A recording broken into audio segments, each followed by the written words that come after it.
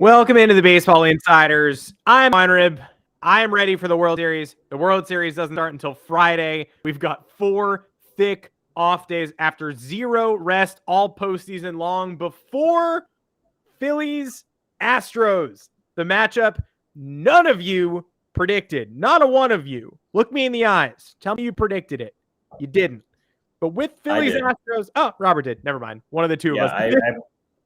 See, I predicted the Astros would play an NL East team, and lo and behold, that was correct. So, not to brag or anything, it just was the wrong NL East team, but here we are. Doesn't matter. Couldn't have mattered less. And the fact that the Astros and Phillies are matching up means we can also talk about the demise of the New York Yankees, who have officially passed on to another realm, have joined the other dead teams from earlier in the offseason, and have a big offseason ahead of them themselves. And to talk us through it all is Fansided's MLB Insider Robert Murray and Philadelphia Eagles fan, which I don't know if it bleeds into this World Series fever for you at all, but pretty exciting time and pretty exciting matchup.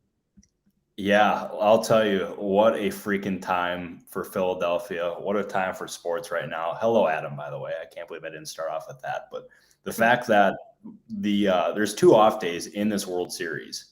Sunday, the Eagles, Sunday's the first off day. The Eagles end up playing the Steelers.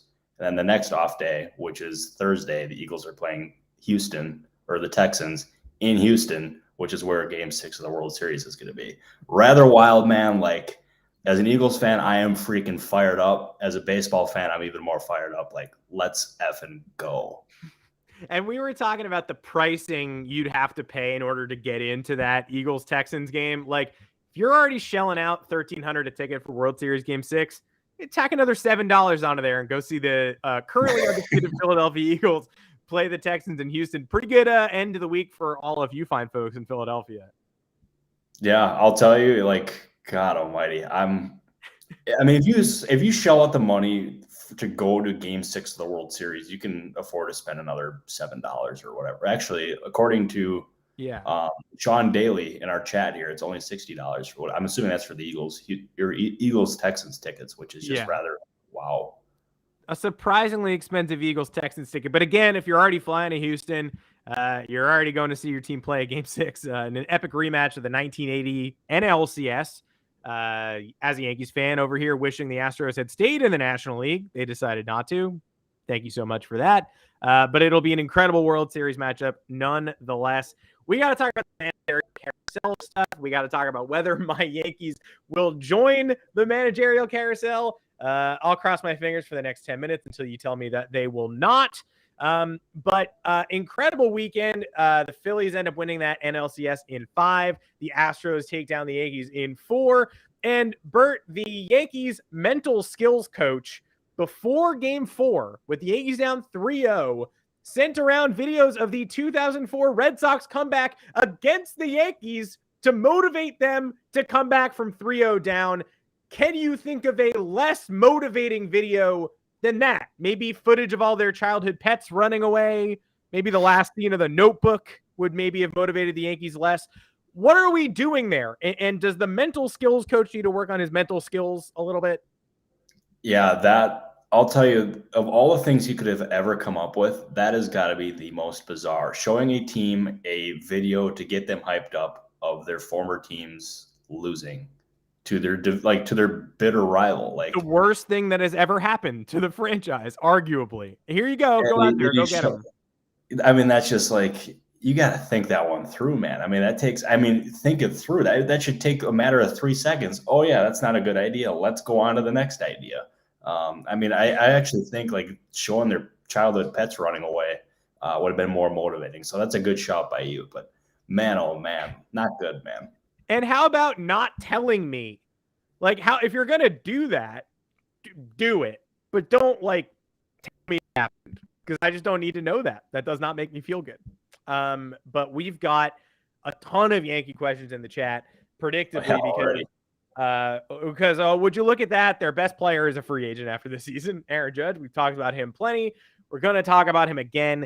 Anthony Rizzo is supposedly opting out, which means if the Yankees want to bring him back, at least you'd think they'd have to extend another offer there. Also, Johnny in the comments, Yankees stink. Sure, dude, for sure. Adam's been saying that for months. I have been saying that for months. They lost their mojo in a game they blew to the Red Sox at Fenway Park when they were 61-23. Alex Verdugo tied the game late and won the game in extras. They had a 2-run lead in extras. They blew it anyway. It shouldn't have thrown them entirely off course, but it did. They were never the same after that moment. And we'll talk about the potential changes. We'll talk about offseason game plan. There's a comment from Leandro Espinal here saying, assuming Judge, Rizzo, and Sevy are locks to be back, ... How does the team objectively improve, etc. I don't think that two of those three guys are locks to be back right now at all. I think the Yankees pick up Severino's option, but I don't think either of the other two guys are locks to be back. And right now, the Astros are way better. The Yankees have not built a team that can beat or compete with them since not just 2017 in the ALCS, but the 2015 wild card game. Let's talk about Aaron Judge first, just because that's the guy. I mean, that's the 62 home run, AL record setting future MVP. After the game, he said, these setbacks will make it sweeter when we finish the job. And everyone's like, oh, that means coming back to the Yankees? We finish the job, the Yankees, and you in the future doing it again? But a lot of breadcrumbs that's not the case, and it's not so cut and dried, and he might be getting a massive contract elsewhere. Certainly the number is going to be huge. So did his playoff run or lack thereof and playoff struggles change the equation for you, Bert, at all? And what is your gut feeling on Aaron Judge's future today? Yeah, my gut tells me it is not a lock that Judge is back in New York, and it's for a number of reasons here. One, the sheer cost of such a move. In all likelihood, this contract is going to start with a 3. And those kind of negotiations, those take time. And we got to see that before the season started when the Yankees ended up offering him the long-term contract that he eventually turned down because he wanted to bet on himself. And ultimately he won. But even Judge is like, we'll see how free agency plays out because he is going to be a free agent. And the Yankees allowing him to hit free agency means that they run the risk of losing him. I would imagine, like, this is not sourced info. This is just a gut, is he would allow the Yankees to try to compete with any offer because he clearly loves New York. It's where he's built his legacy at this point. And if he re-signs in New York, he has a shot to be one of the best players in franchise history. In a storied franchise like that, that's extremely appealing. But you're going to have teams like the Giants, the Mets. We've saw, what was it, a report last week suggesting that the Dodgers could be in. There's going to be a number of teams that are going to be involved here. And the Giants have a lot of money to spend. If the Mets are in on Aaron Judge, Steve Cohen's got a huge wallet and he's not afraid to spend the big bucks. So anything can happen. That being said, my gut tells me that he does return to New York, but it's not a lock. I don't think it's a lock, and the price point worries me. Do I want Aaron Judge back on the roster after he carried the team to the playoffs and 99 wins in August and September? Absolutely. After I watched him be unable to replicate that August hero mode this postseason and struggle as the one-man band and help the Yankees put together a bottom 5 postseason in the history of the postseason in terms of batting average, I don't want him to return as the lone soldier here. If he's going to come back, I want to see them supplement the roster, especially offensively. The pitching staff showed up, as they always seem to. And I do believe that the Yankees can get to a place where the pitching staff is a year in, year out strength. And were they as good as the Houston pitching staff? Not in this series. Christian Javier was incredible. Framber Valdez, incredible. Justin Verlander, 40 years old, basically, and incredible. So the Yankees pitching almost went toe-to-toe with the Astros, but blinked first every time. Still not the problem. The offense, yes, stymied by the excellent Astros pitching and excellent Guardians pitching, was still extremely below average. So if they're going to spend a number that starts with a 3 on Aaron Judge, which I think that they should, I'm not going to say he chokes in the postseason, get rid of him. I think they should do it. But that roster and that lineup has to have a left fielder like Andrew Benintendi. Maybe you trade for someone like Ian Happ. Maybe you pull the Brian Reynolds trigger. You have to get some power contact combo bats in that lineup and you have to find some lefties because without Benintendi, the team was not the same. They just weren't. And Andrew Benintendi wasn't enough by his lonesome. So you need Benintendi. You need one or two more. You have to have a full season of Oswaldo Cabrera. You got to have a shortstop play shortstop. Yankees didn't know who their starting shortstop was entering the ALCS, which is kind of a time when you might want to know who your starting shortstop is. So I'm obviously on board with bringing Judge back. I'm not going to sit on this pedestal and say, kick the 62 home run guy to the curb. The face of the franchise got to go. No, I'm happy to have him back, but it can't be the be all end all. And the Garrett Cole contract was the only move the Yankees made that offseason. The Giancarlo Stanton deal, absorbing that contract, was the only major move they made that offseason. They allocated their other lingering resources to Jay Happ, Zach Britton, Aroldis Chapman. That can't happen. If you've got leftover resources, you got to spend them on definites.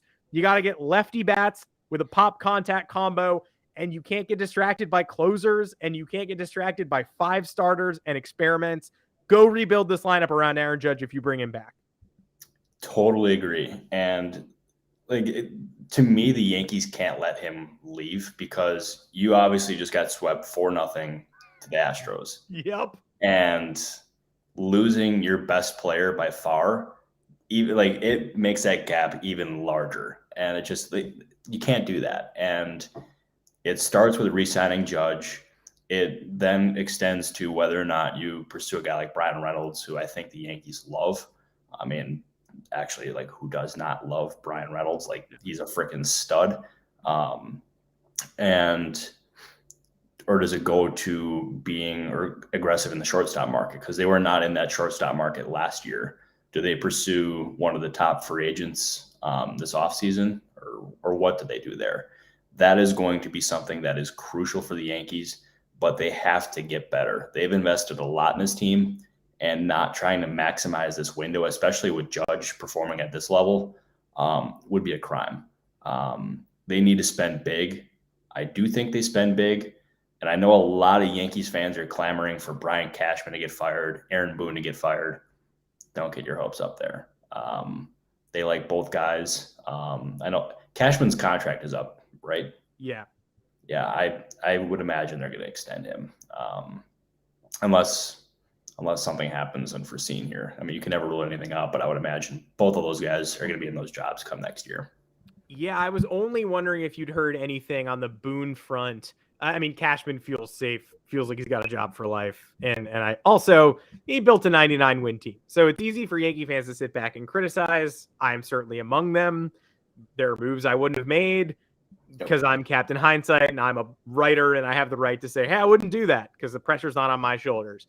But after game 3 of this series, the Yes Network guys really did turn on Aaron Boone a little bit. They sort of went around the round table, and Michael Kay said, you can't put Lou Trevino in with the bases loaded. Why don't you trust Garrett Cole? Then Jack Curry said it. Then John Flaherty said it. They all sort of said it one by one, and they're not usually that critical of Boone. So it just made me wonder if that was a genuine tide turning, if they were maybe preparing to make him a scapegoat while bringing Cashman back and letting Cashman pick the next leader of this franchise.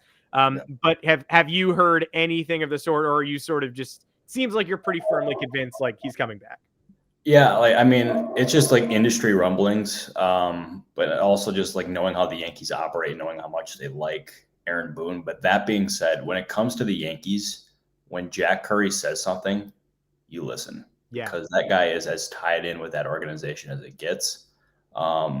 And yeah, when he says something, you listen. I'll leave it at that. Yeah, the when he says something you listen thing, if you're a Yankee fan who's not listening, it's almost comical at this point.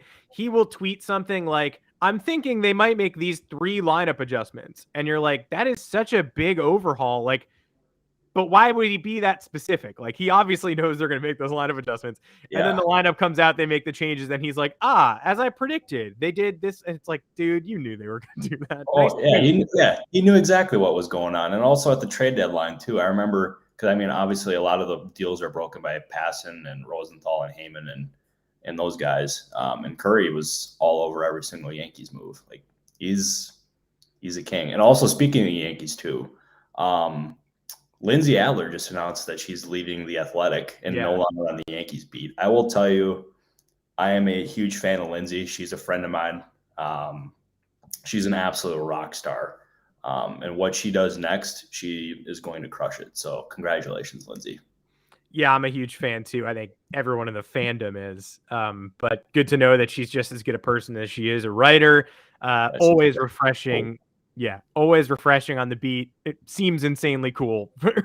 It's rare to say a baseball writer's social media presence makes them seem extremely cool. Lindsay is definitely one of those people. Oh yeah. Plus, she's got a dog, Fisher, who's an absolute legend. One of my life goals is to actually meet Fisher. I have not met Fisher yet, which is very unfortunate, but I will. Yeah, I saw Lindsay in the neighborhood. Did not say hi because we don't know each other, but I did see her walking around. I saw her with Fisher, but from afar. So, Lindsay, if you want to bring Fisher on the pod, we would love to have both of you. Hopefully, we can make that happen. That'd probably make my year. Gotta lock it up. My one further question about the Yankees, just because I would love to hear your take as someone who's not embedded with this team every day. We were hearing a lot. Yankee fans love their excuses. So does every fan base. Twitter is basically just an excuse website. Like, it's a website for crying. You log on and you cry about something and then you log off. And sometimes you cry about other people crying about stuff. And it's a really unpleasant place to be in. But you did have Yankee fans this series sort of saying, trying to rebut the idea that there was this huge gap between the Yankees and Astros. And the Astros solved the contact power balance and the Yankees couldn't. You had people on the other side saying the Yankees lost Benintendi, they lost DJ LeMahieu, they lost Michael King and Chad Green out of the bullpen, forcing them to sort of rely on these bare bones bullpen innings where it's either Trevino, Holmes, Loaizaga, Wandy Peralta, or they have to go to Clark Schmidt in the middle innings of a tie game one. Like, the haves and have-nots in the bullpen was so obvious. It was either like the four guys we trust or like some starting pitchers we put out there. And obviously things are a little different with Michael King and Chad Green. Obviously the lineup is a little different with Benintendi leading off instead of the rotating leadoff spot and LeMahieu playing his role. So at the end of this series, are you more in the camp of like the gap is huge? Or are you in the camp of like, you know what? If you do have those injured guys back, this might have been more interesting. It would have been more interesting, but I still think the gap between these two teams is rather large. And what the Yankees lack compared to the Astros is star power. They don't have those other offensive presences that make you put like the fear of God into you, besides Judge. And I think that series was a pretty stark wake-up call for the Yankees because the Astros, they just mowed right through them with very little resistance. So, those guys that were out, they would have helped. There's no question about it. But like, maybe instead of Astros in 4, it would have been Astros in 5. Like, to me, this just was not close. Yeah. And talk about Matt Carpenter. Like, he's batting 5th in this series. He hasn't played in 2 months and he shows up and he's just clearly not right. Like, that was the Yankees' best hope. It was like, no, but the injured guys aren't coming back, but Matt Carpenter's here. And then he just was not ready to play baseball. Not his fault, but shouldn't have been batting 5th, shouldn't have been starting. And the gap was in fact huge. I'm going to use this Carlos Rodon question about whether or not he re-signs with the Giants to springboard into, I know I just said we're going to do the final Yankees segment, but I do just want your thoughts on what the offseason game plan looks like. Because there maybe isn't as much there to choose from as there has been in the past. And obviously Judge is plan A, and they're going to put a ton of chips in on Aaron Judge. So then where do they go? The rotation was really impressive for the most part, but they do lose Jameson Taillon. They don't really have that depth, and Luis Severino isn't locked down long-term. So do they pivot to a Rodon or a Jacob deGrom, which has been theorized by some? Do they just look for those outfield bat trades, try to fill that lefty spot in left field? What about Gleyber Torres? Like, there's a lot of infielders floating around here. And Jack Curry, the man you said, hey, trust this guy, was the one who at the deadline was like, hey, be aware. People are asking about Gleyber Torres. And everyone's like, what? Huh? And then he didn't get traded, but they put it on our radar. So if you're the Yankees, other than Aaron Judge, what are your first moves out of the gate? It is exploring any and all offensive upgrades you can, whether it's free agency or trade. I think the name you mentioned before, Brian Reynolds, that makes a whole lot of sense for them. Like, I I want to say the Yankees were one of the teams that like have continued to poke around about Reynolds in during the midseason or even in the offseason too. Um, so like they certainly like him as a player. So I would expect them to once again check in. Although having Harrison Bader there, that kind of makes that less of a need there for a center fielder. Um, I do think a guy like Rodon would make a whole lot of sense in the fact that even after they got Montas at the deadline, they were still looking at a guy like Pablo Lopez. So they were still exploring starting pitching. And Rodon he's going to end up having he'll have the qualifying offer attached to him, which might make that fit a little less interesting or a little less likely, I should say. But I could absolutely see the Yankees like looking at the starting pitcher market once again, trying to engage on Pablo Lopez, or just looking at like adding a decent starting pitcher because you can never have enough starting pitching. But to me, their focus should really be on the offense. Yeah, Lopez feels realistic to me. I thought the Gleyber Torres for Lopez deadline deal felt like it was pretty close to that 1 yard line. Didn't make it, but I've been expecting him to be a Yankee or at least a Yankee target ever since. But Johnny in the comments said it best: Yankees stink. They stink. So we'll see what happens. But the current iteration of the Yankees stink.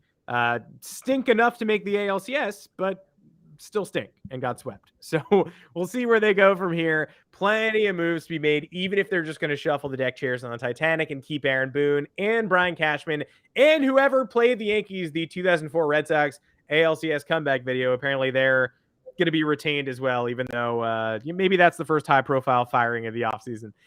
But the managerial carousel moves on for others. The Texas Rangers made a huge move at the end of last week, bringing Bruce Bochy in to manage the team out of retirement from the Giants. Funny, it felt organic when he left the Giants, but clearly still wants to continue this Hall of Fame career as an active manager. The comment up today that the Rangers could go after Shohei Ohtani from Brian, who knows? But the Texas Rangers, you can't count them out of any offseason maneuvers. They were in the Kershaw market last year. They signed 2 all-star shortstops last year, playing one at a different position. And now Bochy, clearly they're ready to go for it in the AL West, which hasn't scared the Mariners, even though the Astros are still the kings of that division and the kings of baseball. It's a home run hire to me, and it seems like it's just the beginning. What are your thoughts on the Bochy hire, and when did this really materialize? Yeah, so this Bochy was the Rangers' number 1 target. I feel very confident in that. It was just a matter of convincing him to come out of retirement, and they flew down to meet with him in Nashville. It wasn't necessarily like an interview. It was more of a meeting to see where he was at, to try to alleviate any potential concerns that he would have for the job. And he expressed an interest in doing that and coming back to the managerial position. And they remained in contact.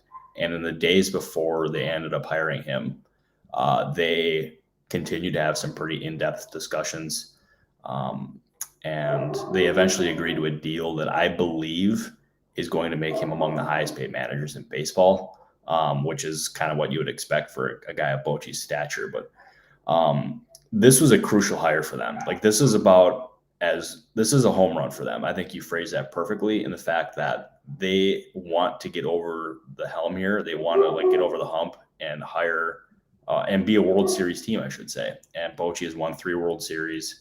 It was awesome with the Giants. Players loved them. And I'm hoping that they let him do his job, because we got to see last year with their interim GM, he mentioned a few times that like the front office would be involved in a lot of what they do. And I know Bochy, like he's said in Joe Madden's book that he understands it's a new wave of the game and that he would be okay with it, or with certain aspects of it, I should say. But I mean, the guy's got all this experience. He's won these World Series for a reason. Let him do his job. I think they will. They should. But for now, they're in a very good spot. And I'm very curious how he could fill out his coaching staff, because there's some interesting rumblings behind the scenes on that one. Interesting indeed. And the Rangers, say what you will about them, say what you will about how far away they are from contention. They didn't think they were too far away to sign some big names last year. They're probably going to operate in the same way. And hiring Bruce Bochy is one of those where you're just like, oh, we're allowed to hire Bruce Bochy? Oh, then we should do that. Like, what are we messing around with? Other candidates are unknowns. You're trying to uncover the next Bruce Bochy. We could just do that. Great. Like, he certainly seems to be more with it as a legacy hire than a Tony La Russa, unless I'm way off there. No, I think you're spot on with that. Like La Russa's hire felt like a disaster just waiting to happen. Bochy is like that should provide the Rangers and their fans a lot of hope because he's not that far removed from managing. And he's just everything I've heard about him is that he's at the top of his game right now. He'll be good. And in the future, he will be a Hall of Fame baseball person like Tony La Russa currently is, but not before his hire. Yeah, I was gonna say something. I can't say what I was about to say, but yeah, it's he's a much better hire than La Russa. I'll just leave it at that. Yeah. And the future of the Rangers is bright, even though there's not this big prospect wave on the horizon. You got Jack Leiter and Kumar Rocker at some point. Jace Young is ready. What does their offseason look like in terms of top targets? Is it going to be that Kershaw reunion we heard so much about last year? Or are they going to be focused elsewhere on luring maybe somebody with a longer future, like DeGrom type? If I was the Yankees, or if I was the Rangers, I should say, that would be my number one target is Jacob DeGrom. And their offseason is going to be hella pitching. I can just tell you that right now. They're going to be honing in on pitching, and I would expect them to be in on anyone and everyone. Like a guy like Carlos Rodon makes a whole lot of sense there too. And Bochy is obviously, he's still got a lot of ties in that Giants organization. So he'll have plenty of insight on Rodon. So I think that is one to watch. But the basically the front end starting pitchers in this market, most likely they're all going to be tied to the Rangers at some point. More insight to come. The comments are flowing. Make sure to like and subscribe to this channel. Find us on YouTube. We'll be here every Monday and Thursday at 3:30 Eastern time. All I'll answer your questions. Randy Arozarena, drama in Tampa. I'm sure the Rays will find a way to get themselves into the trade conversations this offseason. I just got followed on Twitter by someone called Planet Astros. I don't think they're going to enjoy their experience, to be quite honest with you, unless they like drinking tears, in which case, you know what? They probably are going to enjoy their experience, actually. Plenty more managerial landing spots to talk about, and I know we'll be pressed on this for the rest of the offseason, and I'll keep bringing it up, but the White Sox rumors crested a little bit this weekend. We were seeing some Joe Espada stuff. Then the team started talking to Ozzie Guillen, bringing back another remnant from their past. Are they any closer to a resolution there, and what candidates do you sort of see emerging? Yeah, so there was obviously a report that Joe Espada is going to be the next White Sox manager. That, to my knowledge, that has not happened. Like there is no deal in place. Like that report was false. Does that mean that he won't end up being the guy? No, like he's, to my knowledge, still firmly involved in this, and as he should be. Like I think that would end up being just a rock solid hire. I actually had somebody text me that knows Espada very well, saying that would be like you could drop any hire for the White Sox, like that's the one that would just be perfect for them. But the Ozzie Guillen rumors are true that he is interviewing. I don't know how serious of a candidate he is, but I will tell you this: Ozzie Guillen going back to the White Sox and being their manager, I don't know if sports has ever seen anything like that, because if that happens, that is going to be abso-freaking-lutely bonkers. And I'm here for it too. Like I would love it. And he would tell it how it is, but I can't imagine they're going to go in that direction. Like maybe that's just like a courtesy to him, but no, I think Joe Espada should be the guy. But that, I will tell you right now, that report that Espada is the guy right now, false. The comment section is not here for it. The Ozzie Guillen thing. They are not down. No. Unshockingly, they're not pumped. And part of the reason I want the Yankees to consider Aaron Boone alternatives is because Espada seems like such a great candidate to me. And he's someone who was in the Yankee system, who they let go. So is Rob Thompson, who just managed the Phillies to the World Series. And so now we've got a high-ranking Astros coach who could have been the Yankees manager, the Phillies manager who could have been the Yankees manager, and they're facing off in the World Series while the Yankee situation sort of seems settled, but maybe settled with the wrong guy. What about the other opening in Miami where you've got reportedly a list of finalists? They're talking about Espada there too. Skip Schumacher is around. There was a rumor that Raul Ibanez, his interview went fantastically well, but the timing isn't right. I'm not necessarily sure what happened there. But where do you think Miami is going to settle after they whittle down this list of finalists? Yeah, so I don't know the answer to that, and I honestly don't think the Marlins know that answer either. Mm-hmm. But the fact that they have the finalists of, what is it, Joe Espada, Skip Schumacher, that one is interesting to me, by the way. He's a very fast riser and has drawn a ton of like rave reviews. Mm-hmm. So like I maybe he doesn't get this job, but he is going to be a guy who I think is a future manager at some point. And there was another report today. Luis Rojas is getting a second interview there, so that would be like the mystery finalist. Yeah, I don't know, and that would be a very interesting one. What would you think of that? Good third base coach. He just I didn't understand what he brought to the Mets from an outsider's perspective. I don't drill down on every Mets game, but it just didn't feel like he was a difference maker there. I wouldn't call him a problem, but it just felt like a caretaker hire, and then they made the pivot way quicker than I thought they would. Sort of, new blood just going like, yeah, he's nice. It's not the answer. So I'm not sure why the Marlins would see him as like, oh, we got to get that guy. But you never know. Maybe there's something that doesn't meet the eye. Maybe. And yeah, I don't know. That would not be my first choice in Rojas. But I'm glad that Alex Rude put it in the comments. It's Espada, Quatraro, Skip Schumacher, and Luis Rojas. Mm-hmm. And there was another question in here, also from Alex. Other options for the White Sox besides Ozzie and Espada.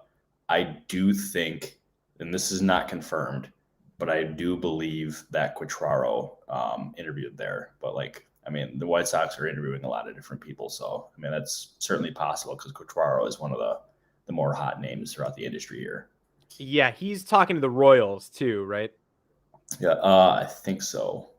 I feel like that's just a name that you're going to hear floated in every managerial search until he ultimately gets a gig, like Espada. Like both of them are just lurking right below that surface, ready to pounce at some point. So you hope it's you and you hope it works, like Kevin Cash, like Carlos Montoya, who honestly was piloting the Blue Jays pretty well until he lost that job.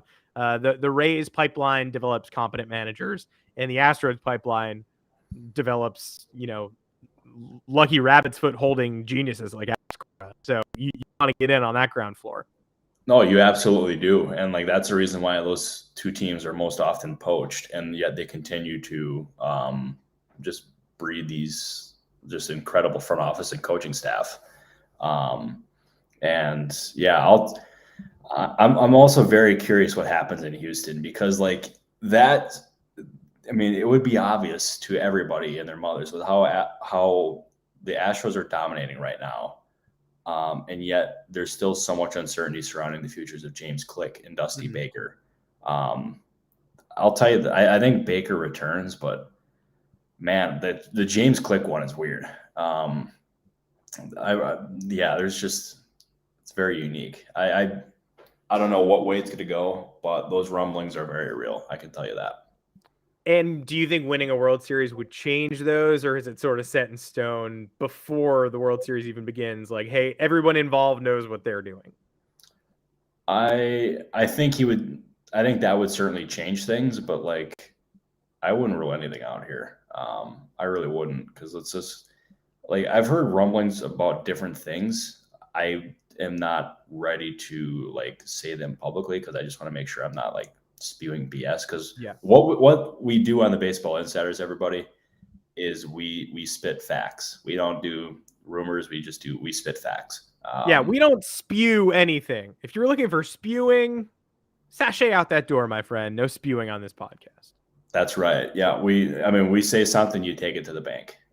So we'll continue to do what we're doing here. We say the Yankees stink. You can take that directly to the bank. I mean, the worst part about it for Yankee fans, there are a million bad parts about it, but it does feel like the Astros front office and managerial pipeline is somewhat in disarray right now. Like if there was ever a time to catapult yourself past the Astros, maybe it would have been this season where the GM is all of a sudden, thinking about bolting and maybe the manager doesn't have a future. And that doesn't even matter. They have a rookie shortstop who wins ALCS MVP and they run away with it and sweep it. So it turns out that might not be the organization that needs serious change. 37 minutes in, probably time to give some love to the Philadelphia Phillies, you would think, who do win the NLCS in 5 games. They're going to be competing in the World Series. A lot of Astros talk, rightfully so. 106 win team, still only got that 2017 World Series under their belts, but prime chance to pick up another one. But we cannot discount the Phillies, who have Aaron Nola and Zach Wheeler at the top of their games, who have Ranger Suarez starting game 3 and also closing out the series, and Bryce Harper hitting one of the most dramatic home runs in modern playoff history. Down 1 in the 8th to up 1 and a World Series berth clinch. That's a special one, and I don't really want to just trip over it there. No, and that was freaking awesome because it was weird. It felt like it was going to happen even before it happened. Like it was just like, oh yeah, he's gonna hit a 2-run homer here. The Phillies are gonna go to the World Series. And lo and behold, he did. And what Harper has done is he's established himself, even like in the early days of his career, but especially now, as a player who thrives in the big game. And that is exactly why the Phillies gave him the amount of money that they did. And usually it is a very scary thing giving a player over $300 million, but Harper has lived up to it and then some. He, to me, even still feels underpaid. As crazy as that sounds for a guy who makes about 330 mil. But I'll tell you, that entire Phillies team, especially Harper, that entire offense, they got the feel of like a team of destiny. And it's a pretty special thing. And I certainly think that the Phillies are going to give the Astros a much more difficult time than the Yankees did, because the Phillies got the pitching. Wheeler and Nola are just absolutely they're great. Their offense has a lot of big boppers on that team. Bullpen, I still can't believe I'm saying this about the Phillies bullpen, but it's actually competent. And which is banana land crazy. I didn't think I'd ever say that. But I not to take away from what the Phillies did, because they absolutely earned that. They were awesome in that series. But the Padres not putting in Josh Hader to face Bryce Harper is a monumental mistake. I said that before that at bat, and I said it afterwards. Is you have to put in Josh Hader. There's a reason why you acquire Josh Hader. It is to have him face Bryce Harper in that exact situation, and he was watching from the bullpen and not facing Harper on the mound. And it cost him. Bob Melvin is going to have to answer for that one the rest of the offseason and maybe even into spring training. But that should not define the Padres season. They had a lot of good things there, but the Phillies were just better. And that should be a very, very, very fun World Series. Yeah, the Padres aren't the Yankees. They're not in a top media market. So I think the media is going to have to put Bob Melvin's feet to the fire there. But if that's the World Series, that move is all everybody's talking about. If that should get memified like Buck Showalter leaving Zach Britton in the bullpen in the wild card game. Maybe it doesn't get magnified because it's not a 1-game winner take all, but you're trying to save your season. Josh Hader has to throw an inning and 2/3. in the rain against the reigning NL MVP to start things off, then he's got to do it. Like, and if it backfires, if he starts throwing wild pitches in the mist like Sir Anthony Dominguez, you got to deal with it. But Josh Hader has to be in that baseball game, and don't lose sight of it because it's not a World Series or a Game 7.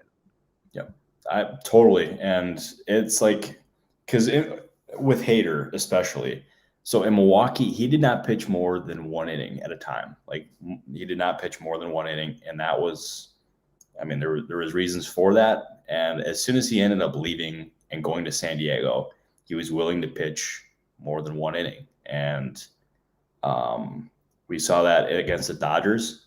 And you have to imagine he was up for that moment. And it bothered me. It really bothered me because that Padres team is fun. They got the swag. They got a great manager. I'll tell you, there was somebody who asked me, do the Padres fire Bob Melvin now? No shot. The Padres have a great thing there in Bob Melvin.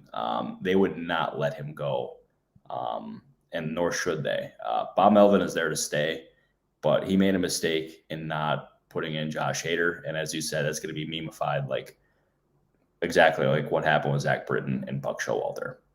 It should be. And the Padres seem to want to remain stable there with the leadership group. And I think that's wise. We talked on a previous podcast about how they kind of tripped into Bob Melvin. I don't think you want to trip out of Bob Melvin after securing him, sort of surprisingly. But this team is not complete. And this team is one that is not afraid to make major moves. AJ Preller has never seen a trade he doesn't like, even though some of his previous work was getting called out this week, including the Clevenger deal that ended up sending Austin Hedges and Arias and all this Cal Quantrill and all this talent to Cleveland. But that will not deter AJ Preller from making moves. What do you foresee the rest of this offseason looking like for the Padres? What do they address? And could they be tempted into something very bold? AJ Preller can always be tempted into something bold. I mean, that's just in his DNA. And you can think of a lot of different things there. I think one move that they will consider is Trey Turner. From everything that I'm told, AJ Preller loves Trey Turner, and he made a huge mistake in trading him years ago as a player to be named later. And obviously he ended up like turning into the superstar. And now that he's going to be available, I wonder if they sign him and then get creative with what they do with Fernando Tatis Jr. That's just one of many things, and I mean many things, that the Padres are surely going to consider. They even thought that after getting Juan Soto, they had enough to trade for Shohei Ohtani, which, I mean, yeah, I mean, I can't, like, there was a question earlier about Shohei Ohtani and what I think is going to happen there. I still am convinced I shouldn't say convinced, but I still am of the belief that he will not be traded this offseason. That surely can change. I will not bet on like eating a shoe if he is traded. I learned my lesson there. But AJ Preller does what AJ Preller does. And I got to imagine he's going to be quite active in the offseason again. I have a little bit more to get to, but I do want to address this Trevor Bauer question. And I am not going to speak on Trevor Bauer because I don't really want to talk about him ever again. But obviously that remains unsettled. Do you have any update there on what the resolution might be? Because I certainly have been out of the loop for a while, and I just don't think we're going to hear about that for a while. No, he's currently suspended for 24 days, and I mean, we haven't heard any updates since. So that's all we got. And I won't predict anything on his situation either, just because that's like a very it goes deeper. Yeah, it goes deeper than baseball. I would never make you predict the resolution of Trevor Bauer's situation. Thanks for asking, Leandro. We would get more, but really can't, and is not a currently active Major League Baseball player. Let's give the Phillies some flowers if we're going to talk about AJ Preller and his moves that have, concocted this, very good NL team. They make a run. They get the star power. They overpower the Dodgers. Great job. But the Phillies are the ones who win the crown. Red Sox fans were complaining all weekend about the Phillies stealing Dancing on My Own from the 2021 Red Sox playoff run. Well, if you win the league, if you win the pennant, you get the song. That's how it goes. The Phillies got it done. And another Red Sox turned Philly, Dave Dombrowski, lo and behold, reaches the World Series in his 4th city. The Tigers haven't been the same since he left. The Red Sox haven't been the same since he left. And you hear about how he dismantles a farm system, but he also gets you to the damn World Series. You've got iconic teams with him at the helm, and the Phillies farm system isn't even that bad. We're talking about the rotation help is on the way. Andrew Painter is coming. They've got top 20 pitching prospects. Let's give Dave Dombrowski his flowers a little bit here. I'm in 100% agreement. Like, that is a guy who he wins wherever he goes. And the reason why you build those farm systems is to eventually get to the World Series. It's whether you want to have those players for that time, or if you want to trade them for stars or players to get you to that point. And lo and behold, Adam, he did it again in Philadelphia. That's all he does. And it's all he does. And he, to me, like, he got ripped at the deadline for for one move especially. It was trading for Brandon Marsh for Logan O'Hoppe. With what he has done in other spots, and especially in Philadelphia too now, he has earned the benefit of the doubt. Like, you should trust Dave Dombrowski, especially since, as I've mentioned on this podcast before, a big reason why they acquired Brandon Marsh is not just because of his outfield defense, is because they believe that Kevin Long could unlock his offensive ability. And we've gotten to see like bits and pieces of that. Like, I think he's going to be a very good player. His hair certainly fits. Like, he's got great hair. I will give Brandon Marsh that. But like, Dave Dombrowski, shout out to you, because all you know how to do is win, and no matter what, just like the song says.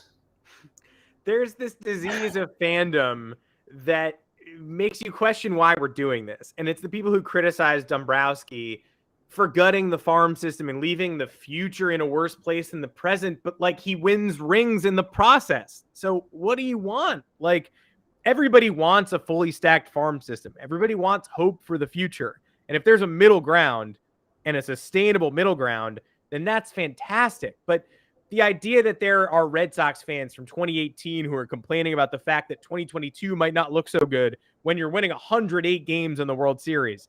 Like, what Phillies fan is concerned about the farm system right now? They're in the World Series. They're flying a flag. They might be flying another one in a week. I want rings. Kurt, I want rings too. Give me rings. Yeah, I'll tell you, Dave Dombrowski gets your rings. I almost said wings. I don't think he gets you wings. I almost said wings too. I don't really know why, but yeah, I don't know. Okay, I'm glad I wasn't the only one there. But maybe I'm just craving chicken wings. I was supposed to actually get wings this weekend, but that fell through. That was very disappointing. But I did go to Chop Shop, so I mean, that was another win. What is Chop Shop?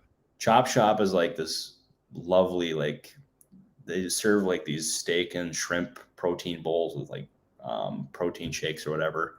Went last night, and oh boy, let me tell you, vibes were immaculate, dude. It was like a 15 out of 10. It was great. I don't like that. I did not expect to be talking about Chop Shop today. I did, weirdly. I actually did. But you know what? I had a feeling. Yeah. I see his spider sense is always, he knows me just very well. Shout out to Adam. I mean, the Phillies knocked out the Braves. Otherwise, we'd be talking about a different kind of chop at this point. So we might as well be talking about Chop Shop. Boy, the way you just turned Chop Shop into baseball is incredibly impressive. Like, shout out to Mr. Weinrib over there. It's what I do. Brandon Marsh goes to the barber and he goes, "Give me the Chop Shop," and they go, "No, leave it stringy." Honestly, I'm in Philadelphia this week, and I'm going to be for the next couple of weeks too. And most of the talk in this household, which is not, there's some baseball fans here, there's some non-fans. The ladies cannot stop talking about Brandon Marsh's hair.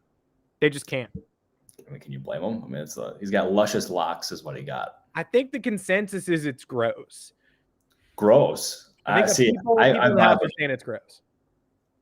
I see. You know, anyone who says that his hair is gross is wrong. Yeah, he's got great hair, and I'm team Brandon Marsh over here. I am too. It is funny because you see a guy like Matt Strahm on the Red Sox, who it's pretty obvious he's got sticky stuff in that long hair. He's rubbing it up, and hey, that's fine. People are doing that. But Brandon Marsh is an outfielder, so like, got people in this house being like, "There's no benefit to the long hair, right?" He kind of just does it, and I'm like, "Yeah, man, I don't know. He just likes it." Very weird, but yeah, I figure he's got the best outfield hair for the Phillies since Jason Worth. Yeah. And they're very similar. Like Worth is a little taller, I feel like, but just as grimy in the hair department. Oh yeah, I'll tell you, the grimier the hair, probably the better the ball player. I mean, hashtag analytics, baby. Yeah. Hashtag analytics. The Phillies sure got themselves some wet guys. Before we sign off, Pause. You got a World Series? Got a World Series prediction for me? Give me Astros in 6. I think the Astros pull this off, but that being said, everything in my gut, maybe this is like my Eagles fandom coming out. Like I didn't grow up a Phillies fan by any means, but I'm a huge Eagles fan, but I still think the Phillies have the feel of a team that could pull off a stunning upset. So give me Astros in 6, but I wouldn't be surprised by anything. I just hedged myself big time there. I know. I had Astros in 6 too, and I needed to get back to 6 because I do want that Eagles game in Houston to be exciting. Also, if we're talking about World Series Game 6, I have an extremely important update before we sign off on my rehearsal dinner situation, which the wedding is in Philadelphia, conflicts with Game 7 of the World Series. If there is a Game 7 of the World Series, the Philadelphia Phillies will be playing it. It's a pretty important game. It decides the winner of the World Series, so that'll be a big one. A lot of Philadelphia dads at this wedding who are going to have an important decision to make and a TV to find sometime around 8:30 p.m. They just announced the game times. They're all at 8:03 Eastern, in fact. And I got this note from the rehearsal dinner spot, which will be a sports bar in Philadelphia during Game 6 of the World Series.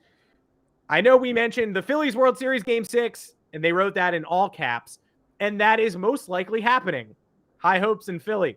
I just wanted to touch base on that. Your group is contracted. We'll have our main dining room in addition to the private bar for your welcome event from 8 to 10. Due to the nature of the World Series, we will have the private room at 8 p.m. as your welcome event begins. We ask all your guests transition to the main dining space. In other words, hell yeah. I didn't get boned. I didn't get kicked out.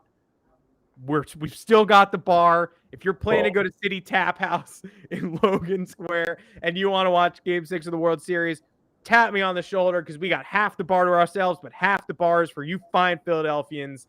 I can't believe I still have this place reserved, though. I thought I was going to get totally screwed, and I did. Yeah, I was convinced. I didn't know it was in Philly, man. I thought you would end up getting royally just screwed out on that one. That would have sucked. But hey, Philadelphia people, they know how to treat it. It's the city of brotherly love. We know how to treat people. And also, I got to drop this. Go Birds, baby. I will give you your Go Birds. My New York Giants are 6-1. The two teams are the class of the NFC, let alone the entire NFL.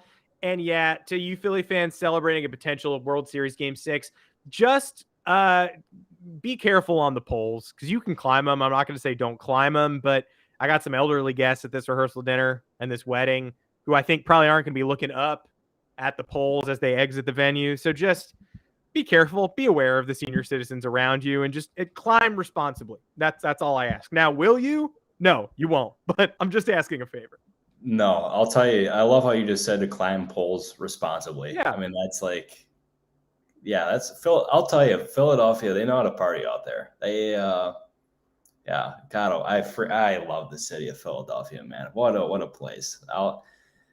People, you know what? People give Philly a bad rap, but like that is just, to me, it's the best sports town in America. God, I love it, man. This World Series is going to be electric. I can't wait. It's going to be incredible. It's going to be high stakes, high stress, every pitch, rotation, bullpen. Jeremy Pena, you want to do it again? Here comes Zach Wheeler and Aaron Nola. The pitching is going to be immaculate. I've never seen a rotation like the Astros, and yet the Phillies can almost match it, and the Yankees almost match it, and the Phillies offense is existing on pure vibes right now.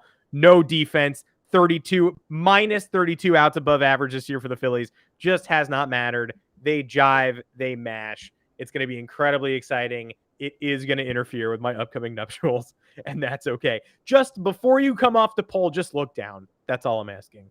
Yeah, if you see Adam, please don't hop on him because I like having him as a co-host on this show. Yeah, don't hop on Pop. Don't hop on Pop. Be cool. Don't hop on Mom. Just chill. Well, I mean, do whatever you're gonna do, and you don't have to stay out of my way. Just be careful when you land. That's all I ask. Right. Until next time, Bert. The next time we talk, there still will not have been any World Series games played. Thursday, the first game's Friday. I can't believe that, but I can't wait to get back in touch with you and get an update on all the rumors we're watching in the interim, because I'm sure we're going to get more managerial updates, World Series rotation updates, quotes, all the good stuff. Oh, we absolutely will. And also, to answer obviously a burner's question, I still have not listened to Blink 182. So I apologize for that. But what I will promise you is that we will give you all the latest and greatest that we have. And we're going to have our notebooks even more full as the offseason gets closer. You can also analyze the World Series. But the only way we can do that, Adam, is if you subscribe to this podcast. That would be beyond appreciated. I will give you a big hug if you end up doing that, if you're okay with that. But thank you all for tuning in. We very much appreciate it. If you're okay with that, we will have full notebooks to run through, and I can't wait for the World Series. I just wish it started sooner, and I wish maybe we were still doing the ALCS for a couple more days so that we could fill this gap. But we'll watch Monday Night Football, we'll watch Thursday Night Football, and then we'll get ready for Game 1 in Houston, 8:03 on Friday night. Until next time, I'm Adam Weinrib alongside Fansided's MLB Insider Robert Murray. As always, please do subscribe. Join us live 3:30 Eastern Mondays and Thursdays. Can't wait to do this the whole offseason with you, Bert. Thanks so much, as always, for joining me, man. Thank you, my guy. Thank you, everybody. Thank you, everyone.